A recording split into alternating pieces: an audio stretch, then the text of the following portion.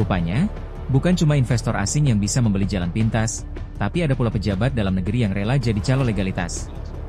Dan semua itu terjadi di dalam Kementerian Ketenagakerjaan.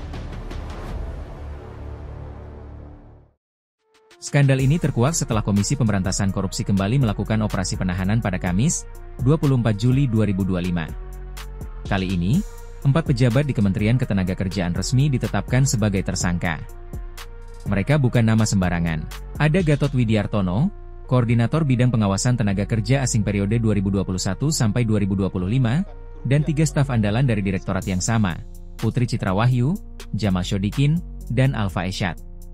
Modusnya klasik tapi tetap bikin geleng kepala, pemerasan dan gratifikasi dalam pengurusan rencana penggunaan tenaga kerja asing. KPK kembali melakukan penahanan terhadap 4 tersangka dari total 8 tersangka yang telah ditetapkan pada tanggal 5 Juni 2025. Sebelumnya pada tanggal 17 Juli 2025, KPK telah lebih dulu menahan 4 tersangka lainnya. Sementara 4 tersangka yang ditahan pada hari ini yaitu GTW selaku Kepala Subdirektorat Maritim dan Pertanian, Direktorat Jenderal Pembinaan Penempatan Tenaga Kerja dan Perluasan Kesempatan Kerja tahun 2019 sampai dengan 2021. Pejabat Pembuat Komitmen atau PPK Pengendalian Penggunaan Tenaga Kerja Asing PPTKA tahun 2019 sampai dengan 2024, serta Koordinator Bidang Analisis dan Pengendalian Tenaga Kerja Asing Direktorat Pengendalian Penggunaan Tenaga Kerja Asing Kementerian Ketenagakerjaan tahun 2021 sampai dengan 2025. Jadi ada 3 jabatan yang diemban oleh saudara GTW periode 2019 sampai dengan 2020. Selanjutnya PCW, JMS, dan ALF, ya 3 lainnya.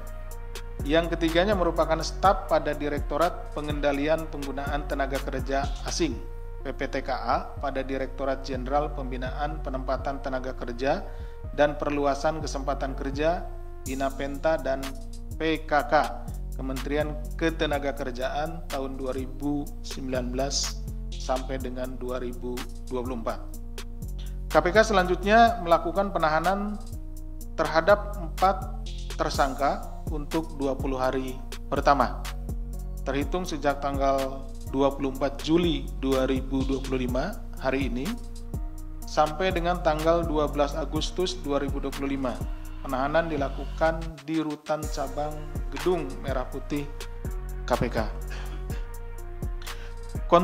Konstruksi perkaranya adalah sebagai berikut, bahwa dalam proses penerbitan pengesahan RPTKA, pihak-pihak di Kemenaker melalui pegawai di Direktorat PPTKA diduga melakukan pemerasan kepada pemohon. Ya, jadi pengajuan rencana penempatan tenaga kerja asing atau rencana penggunaan tenaga kerja asing ini dokumennya kan diajukan oleh perusahaan-perusahaan yang akan menggunakan tenaga kerja asing tersebut.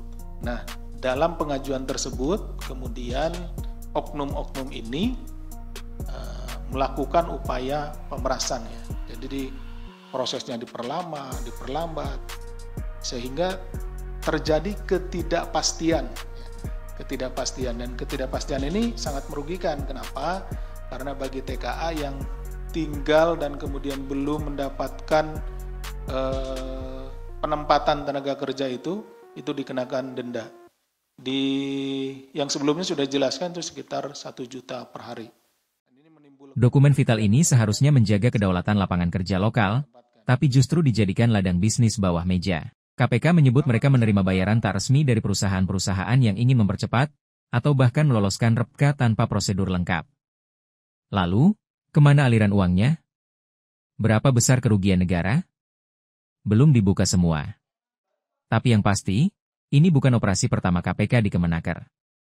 Kemenaker mestinya jadi benteng regulasi tenaga kerja, bukan malah jadi agen outsourcing legalitas TKA. Pertanyaannya, kalau 4 ini sudah ditahan, siapa lagi yang belum ketahuan?